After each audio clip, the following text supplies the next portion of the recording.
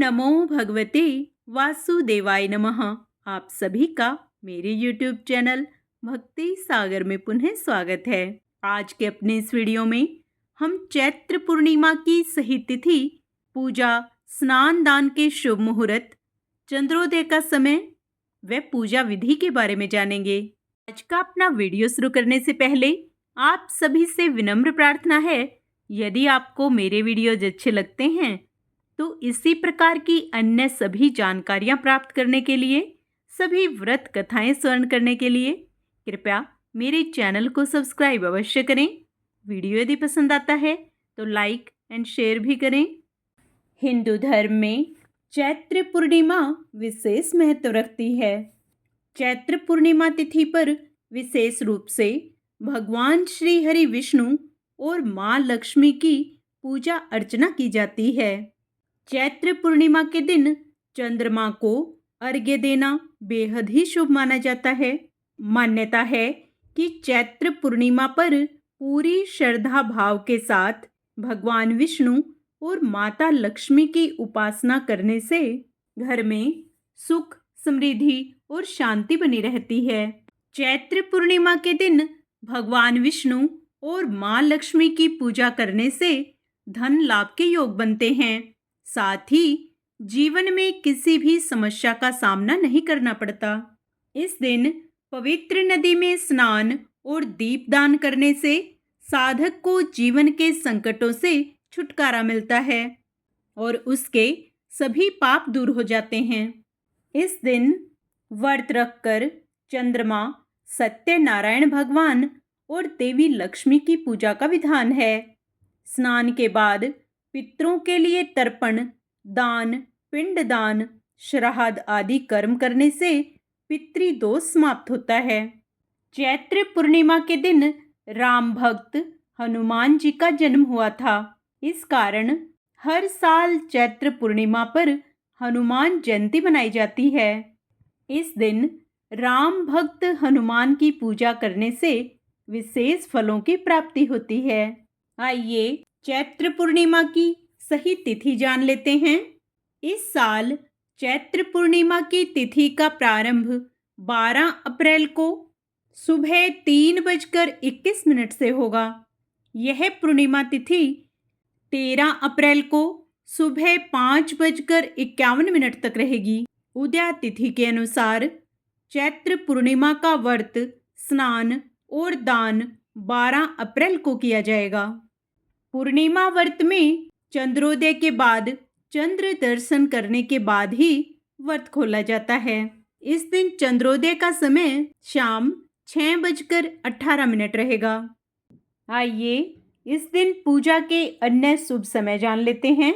चैत्र पूर्णिमा के दिन स्नान दान का शुभ मुहूर्त ब्रह्म मुहूर्त में सुबह 4:29 से 5:14 तक और अभिजीत मुहूर्त में सुबह 11:56 से दोपहर 12:48 तक रहेगा।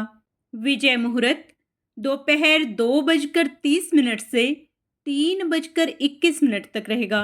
गोधूली मुहूर्त शाम 6:44 से 7:06 तक रहेगा।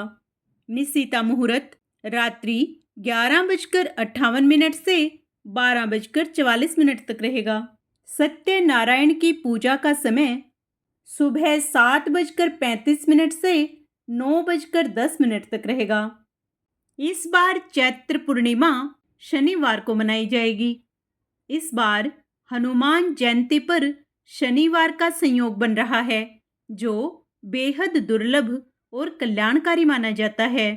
कहते हैं जो लोग चैत्र पूर्णिमा पर रामचरितमानस, सुंदरकांड का पाठ अपने घर में करते हैं, वहाँ हनुमान जी का वास होता है। समस्त संकट दूर हो जाते हैं। इस दिन हनुमान जयंती होने के कारण पूरा दिन ही हनुमान जी की पूजा करना शुभ माना जाएगा।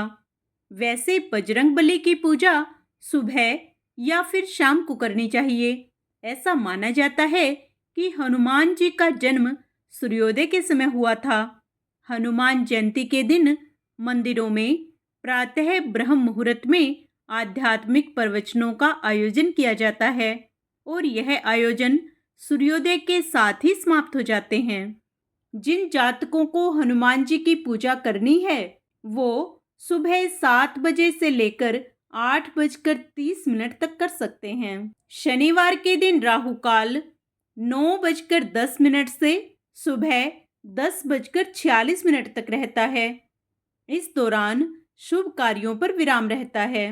चैत्र पूर्णिमा के दिन इस साल भद्रा भी लग रही है, लेकिन इसका वास स्थान पाताल लोक में है। भद्रा का समय सुबह 5:58 से शाम 4:35 तक रहेगा।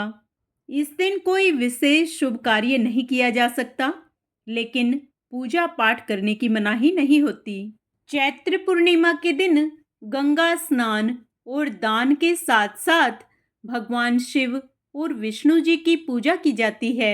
मान्यता है कि इस दिन भगवान शिव और विष्णु की पूजा करने से जन्म जन्मांतर के पापों का नाश हो जाता है।